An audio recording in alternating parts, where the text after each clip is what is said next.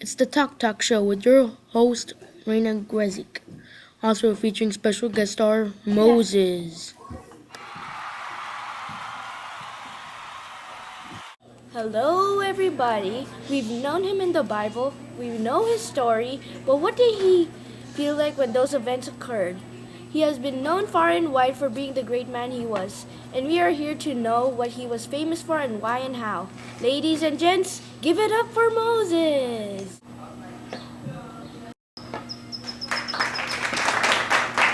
Tell me, Moses, how was your early life?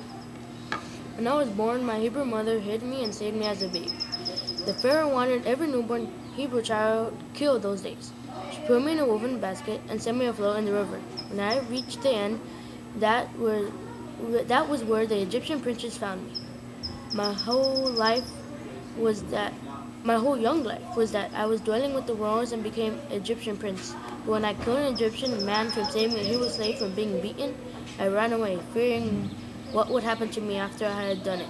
This event was the beginning of my new life as becoming a Hebrew leader. Ladies and gentlemen, you heard Moses, and we got our answer. But what we want also is to ask is, what are you famous for? I'm still famous for freeing my people from slavery, getting the 10 Commandments from God, facing the 10 plagues, and talking to the Lord, of course. But most of these achievements I credit to God because I could not have done these amazing feats without Him. Yes. What was it like to encounter God? I was amazed and bewildered. When I first encountered God as a burning bush, I was also scared and fearful. When I found out it was God, I'm even ashamed to say that I said to Him He had the wrong guy, but then I accepted it later. I never regretted that I accepted His command, even still today. Yes, very true.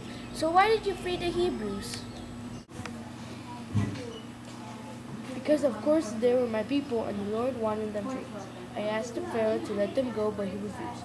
After asking multiple times, he still refused. So I released 10 plagues. Even though I released the 10 plagues, he still would not let them go. Eventually, he cracked and let God's people go away. People go, even though he had God's power.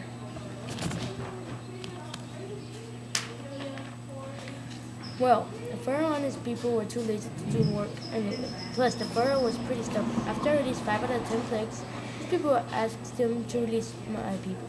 Yet the Pharaoh did not let the Hebrews go, even with boils were upon him and that flies were biting him.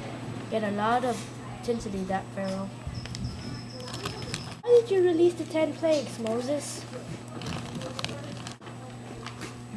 My God helped me release the 10 plagues to punish him and frighten the Pharaoh and make him release the Hebrew slaves, which were my and God's people.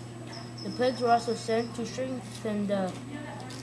strengthen my people's hope and faith to make the Pharaoh see how powerful God is. I never thought of it that way. But anyways, how did you feel, Moses, when you had just received the 10 Commandments and the Hebrews you released out of slavery were worshiping a false god? Also, how did you feel about it when the first rule of the commandment was, "Thou shalt not have no other gods before me"? Well, I was furious because I have just received the law of God and they're dancing and praising this piece of gold.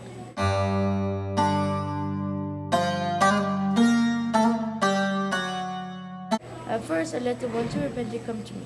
Those who wanted to have this golden calf as their God, I showed them the wrath of God, throwing the 10 Commandments at the calf, creating this huge crack in the ground full of fire and lightning.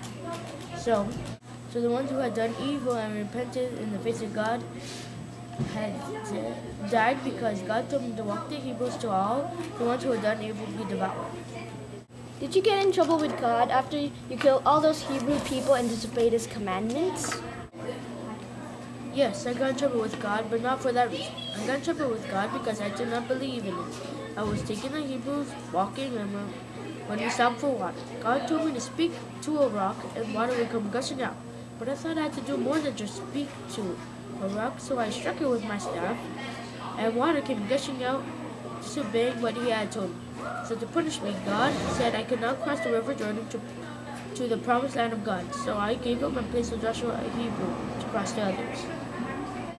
did the followers of God lessen when you killed all these people?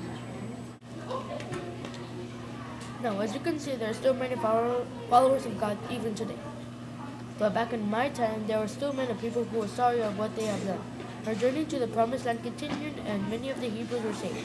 I think it is great that there are still many followers of God even today. There you have it, folks. The one and only Moses.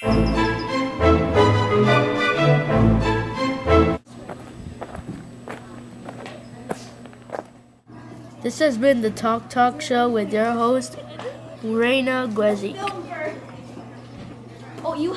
Thank you, everybody, and good night.